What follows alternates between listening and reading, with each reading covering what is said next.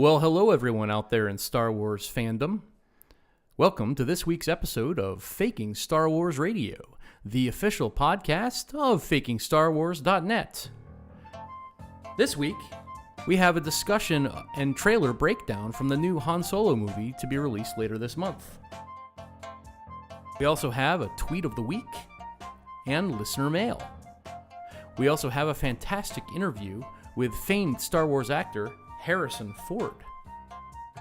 And lastly, we have a new segment with our new promotional sponsor, Rosetta Stone.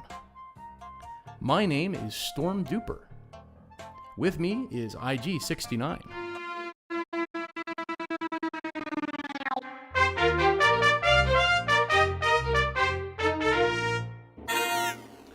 Well, IG, this week we're going to discuss the Star Wars Han Solo movie trailer. Have you seen it yet?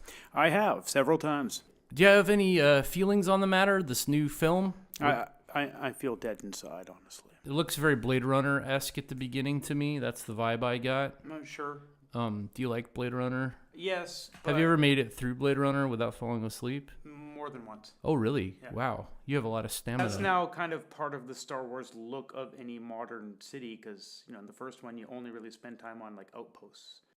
Right. You never get to see, a big metropolis, and then, all the metropolises look like Blade Runner. So, yeah.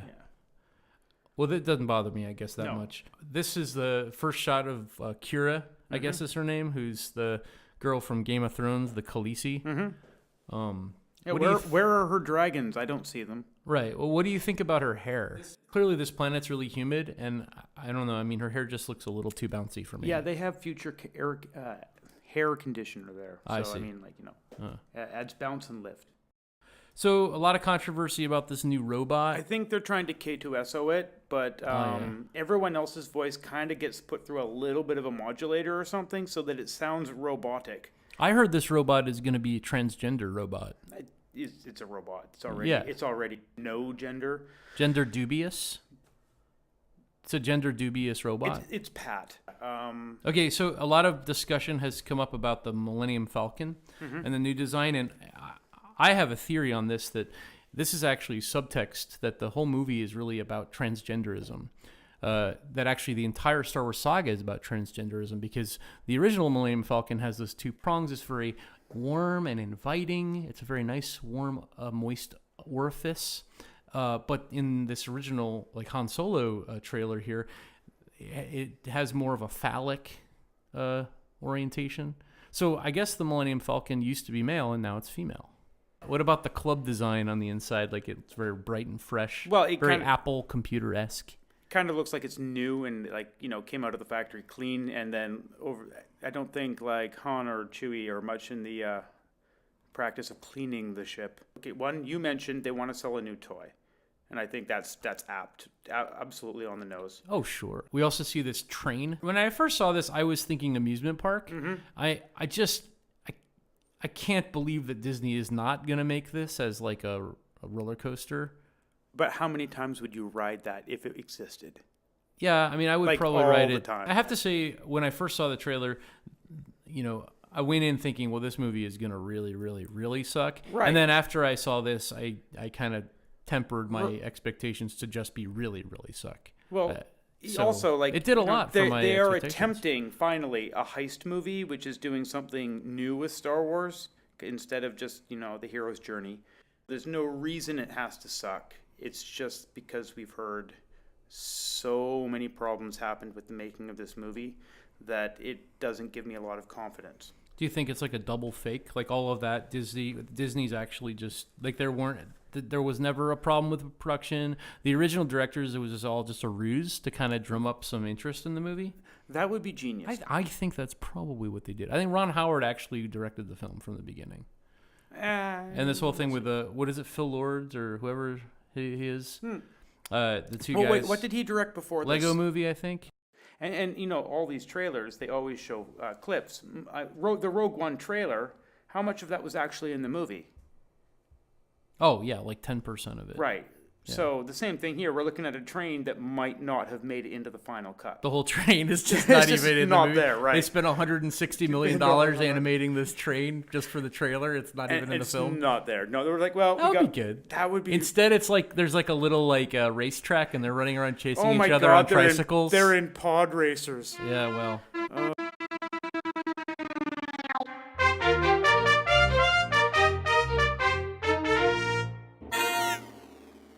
Of the week. Yes, that's right. It's our tweet of the week. IG69, go ahead and do us the honors today. This tweet in from Willy Bobo.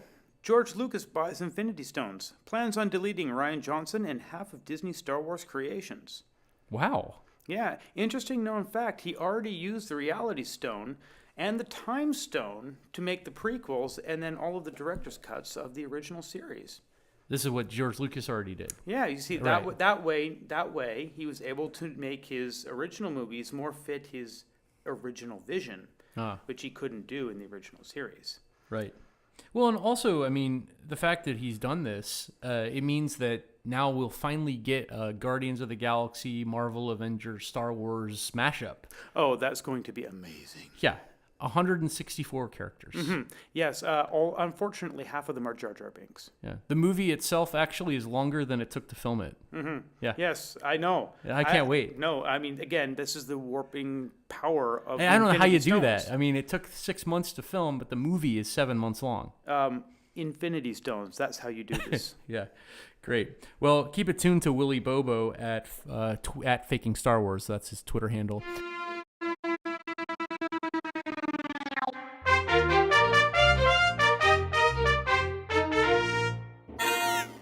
With me today is one of the most special guests we've ever had on the program. It's famed actor Harrison Ford. Welcome, Harrison, to the studio today. Hello, Stormtrooper. Glad to be here. Yeah, it's nice to see you. You know, we've had a few guests on the podcast. We had George Lucas on and even Mark Hamill a few weeks back. Yeah, I know both those guys. Really? You actually, in person, you actually sound a bit like Mark Hamill. It's kind of daunting. I didn't expect that. A lot of people have mentioned that. In most of the movies, they actually voice modulate us to be a little bit different because otherwise it's confusing. Oh, so it's like a sound effect. Yeah, it's just a sound effect. Oh, that makes sense. Huh. Yeah, all of my movies have used the same sound effect because, once you start, you have to be consistent. We're kind of lo-fi here in the studio, so I can't really do that. Don't worry about it. Don't worry Okay. about it. I think the fans will understand. Yeah, they'll enjoy my natural voice. So I guess you're really busy. You just came in from what you're working on. Can you tell us a little bit about how things have been going for you lately, the last few years? Oh, well, things have been going great. I've got a new Indiana Jones movie coming out, and I'm very excited about that. And, there was, The Force Awakens, which, I thought I did the best I could to give justice to Han Solo, and What was it like actually having a lightsaber pierce your heart? I mean, how did they work with that on set to make sure you were safe? Because, that's kind of a dangerous stunt to do. Well, it's a special effect, so, it's not, they're not... Well, it is special. It was a nice scene. I was very moving for me. I wasn't expecting it to happen quite like that. Lightsabers aren't real. What do you mean they're not real? I mean, they don't exist in reality. Right, it's a movie, but doing the stunt, though, is dangerous. I mean, because the lightsaber could, pierce your aorta. Okay, I see where we're going with this. Yes, it was very dangerous, but don't worry, we used a body double. And, the body double did die. Really? Yeah, but no, they're cheap. You can get another one. I didn't hear that on the commentary track with the Blu-ray for The Force Awakens. Yeah, well, I don't know why you would. J.J. Abrams didn't release that information to the world, so are you going to get in trouble for telling that to us? No, it's fine. He has a large graveyard full of the hobos that he uses for body doubles. It's fine. I don't know why that doesn't surprise me. Well, a lot of fans are wondering, how did you get back into Star Wars movies? Because we all thought you were done after The Force Awakens. Oh, well, this is the big news. Of course, in the Han Solo standalone movie, I have returned. It's an interesting set of events that led to this. And, I myself had never expected to do another Star Wars movie after I had specifically told them to kill me off. So it's probably just as surprising for you when you got the call as it was for the fans to find out you're going to be in the Han Solo movie. Well, right. When they asked me, I was like, but how? I'm dead. I mean, what can you do with that? Like, I'm not a Jedi. I can't be a Force ghost. And I certainly couldn't be like a retroactive Force ghost. What do you want me to do for this? So what happened when you got the call? What did you say? Well, I assume what they wanted was for me to play a cameo as a bit role. Like just be like some swarmy smuggler hanging out in one of the dens, or maybe be like Han Solo's father that, like there's a flashback where I'm saying something to him or something. But no, they actually wanted me back in a full role as Han Solo. So were you doing it like with motion capture, and then they actually added Alden Ehrenreich's face onto yours later on after you act the whole part? Or? No. I'm not Han Solo. I'm the other Han Solo. There are 2 Han Solos in this movie. This is a major spoiler. Can you give us some more information about it? So, as the Starkiller base was collapsing on itself with a star inside, it turned into a black hole, which sucked me back in time and into another dimension. Really? Sort of like you were on the edge of an alternate reality and then crossed into a different universe. But that's the genius of it. The Han Solo movie is in an alternate Star Wars timeline. An alternate timeline. Wow, Exactly. This is brilliant. It's never been done before. No, I believe this is the first time in sci-fi history. Like, how does that time bubble actually develop, and how do you go through it? How does that work in the movie? Well, in the movie, when I fall down, there's this matter. It's like a red gooey substance which creates the black hole. What's right? it called? Goober matter. Goober matter. I don't okay. think they fully flush that out. But the fans are going to want to know, like, what is it? Oh, I'm sure there'll be a in... Wikipedia 10,000 page entry on it at some point. Okay, so the goober matter. I'll let the writing nerds deal with that. So what happens is I fall down and it makes this hole, and I get sucked through back into an alternate dimension, back in time. Where I can encounter a younger version of myself and mentor that younger version and give him tips on how to not make the same mistakes that I made when I was the younger Han Solo. Really? Yes. This is a really fascinating way of telling a story that up to now I just don't think has been done. Well, this allows the Han Solo expanded universe to be created. So there'd be a whole new set of films that are in this alternate timeline. Exactly. And basically they can just rewrite anything they want using this. Wow. Right. So the entire original Star Wars trilogy can be rewritten. Mm-hmm. You mean they could completely redo the prequels as well? I'm not far enough back for that, but I believe once this technology has been figured out, they could eventually go back and salvage those as well. So like in episode 9, for example, Goober Matter could make another appearance, and we might get a whole new set of prequel exactly, sequels. a complete rewrite of Star Wars from beginning to end. Wow. Yeah. Well, retconning the whole series, it seems like a little bit of just kind of a greedy cash grab. What are your feelings on that? Well, the thing is, I love cash, and so does Disney. So, I think this is going to be amazing. So basically, what a lot of our fans want to know, there's fans that have all kinds of websites and different YouTube channels relating to Star Wars fandom. What do you think about this world of the Star Wars fandom? Most of them are losers who need to move out of their parents' basements, honestly. Yeah. I mean, seriously, neckbeards are so 1800. You don't like any Star Wars fandom sites or anything at all? Well, I don't know. FakingStarWars.net seems to have some redeeming qualities. We do try, so thank you. Well, Mr. Ford, is there anything else you'd like to add about your career or working on this film before we go? Not particularly, other than just to say that this new movie is going to be amazing. It'll blow your minds, and please everyone go see it because, I'm awesome. Thank you again, Mr. Ford, for being with us, and it's been a pleasure to interview you. Faking Star Wars Listener Mail. Welcome to Listener Mail. This is IG69. This week's message is brought to you by B.D. Williams. And the message says, why is Han Solo such a weak sissy who could never do anything right? He's such a puny good for nothing. Don't you think Lando Calrissian would most definitely totally murder him in a fight between him and Han Solo? What do you think there, Stormtrooper?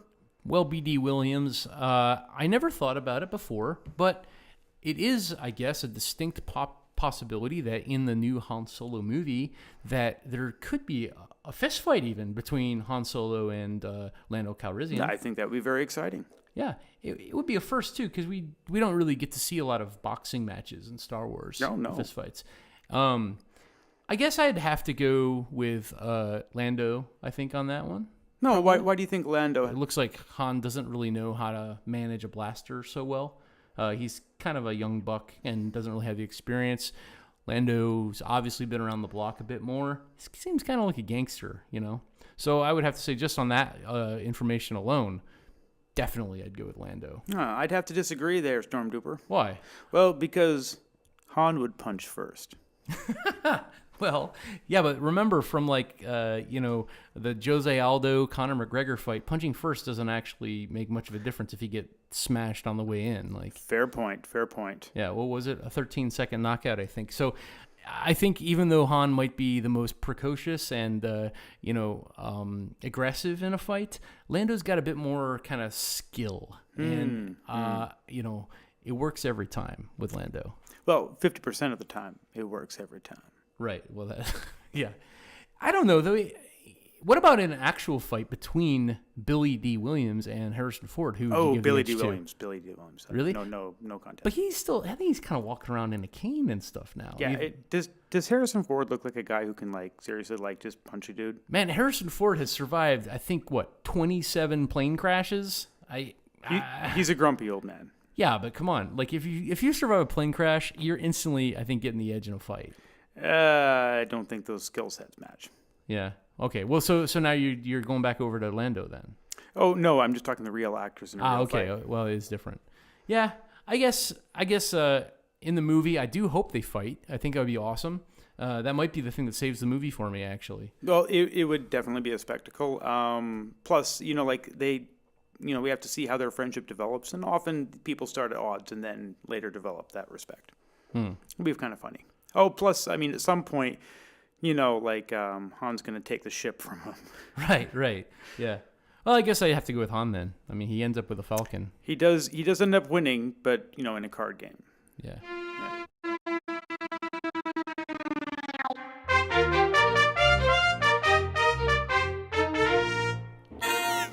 And we're back. I'd like to turn it over to you now, IG, to explain our next promotional bit on this week's episode. Thank you, Stormtrooper. As some of you are aware, a few years back they came out with the Star Wars Galactic Phrasebook and Travel Guide, which gave people a little guidebook that taught them simple phrases in some of these common Star Wars languages you hear on in the movies. Oh yeah, I actually had that book when I was a kid in school. It was in my library. Right. Well, the company... I studied it. Actually, that's the reason why I flunked out of Spanish. I mistakenly studied the wrong language. It happens to us all. So some of us, it happens to more often than others, though. Definitely happens to you more often than others. So, the Rosetta Stone... I can speak fluent Huttese, though, so there's that. All right.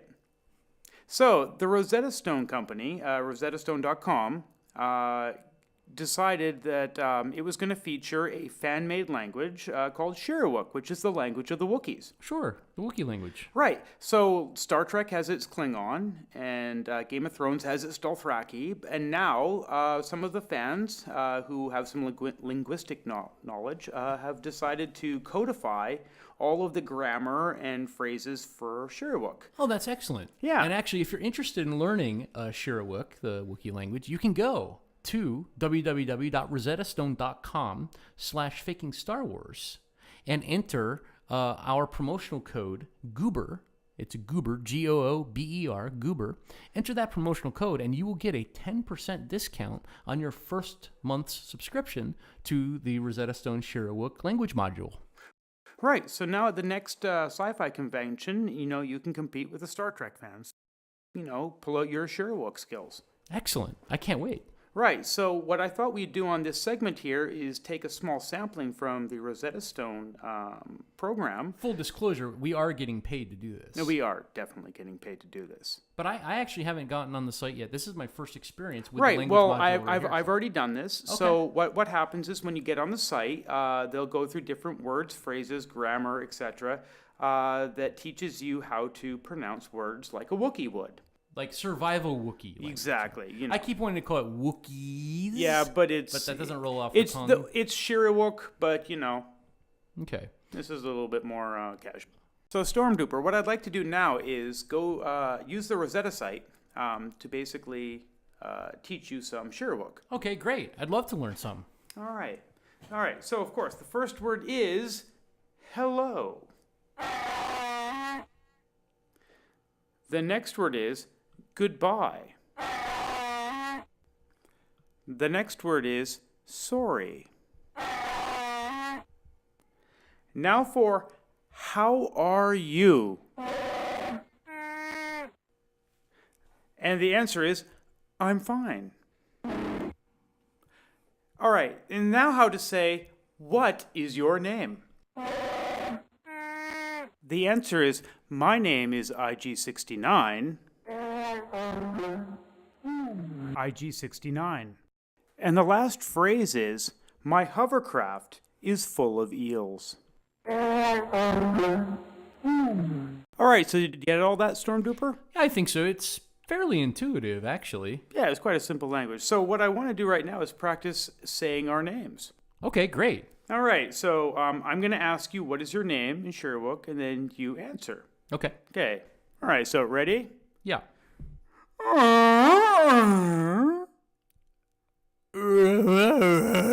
Stormduper. Ooh, you know what? I think your pronunciation's a little bit off. Let's try that again. Okay.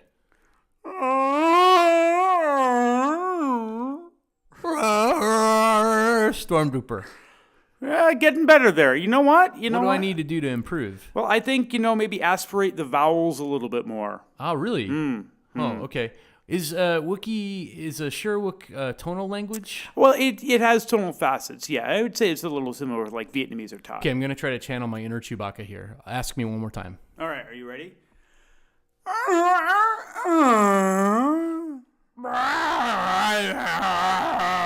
Stormduper.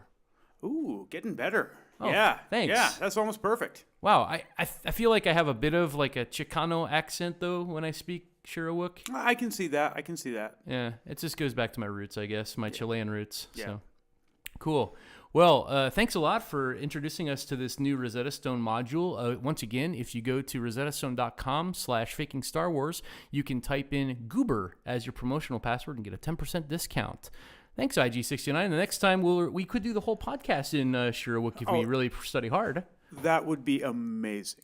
Yeah. Well, thanks a lot. And to all our listeners, go ahead and record yourself speaking Shyriiwook. Send us some of your practice sessions, and we'd love to put it on the next podcast. Oh, we would be delighted.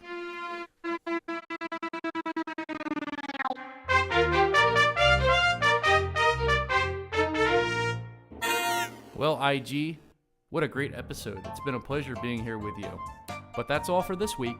Tell the listeners where they can find us.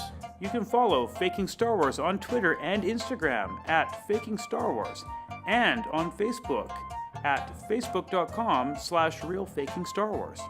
And we're always here waiting for your questions. So if you get on Twitter, use the hashtag FSWRadio, and we may read it next week. You can also get official Faking Star Wars merchandise like t-shirts and other gear at TeePublic, that's teepublic.com/user/Faking Star Wars. Also, if you'd like to follow me on Twitter, I'm Duper Storm. And you can follow me, not at all. Go ahead and follow Faking Star Wars Radio at FSW Radio on Twitter. If you really like what you hear and you want to give us a little bit of financial support, we wouldn't argue with that. Just go to ko-fi.com/Faking Star Wars, and you can go ahead and buy us a virtual coffee. I love that caffeine. How about you, IG? No, I'm sorry, I don't. Oh, really? Well, it'll certainly help us fakers keep making the content that you love. And if you don't want to support us, that's okay too. Stay tuned to FakingStarWars.net for fantastic Star Wars comedy, parody, satire, and a few things that miss the mark. Thanks to you and all our followers for listening. And of course, may the Faux be with you. See you next time.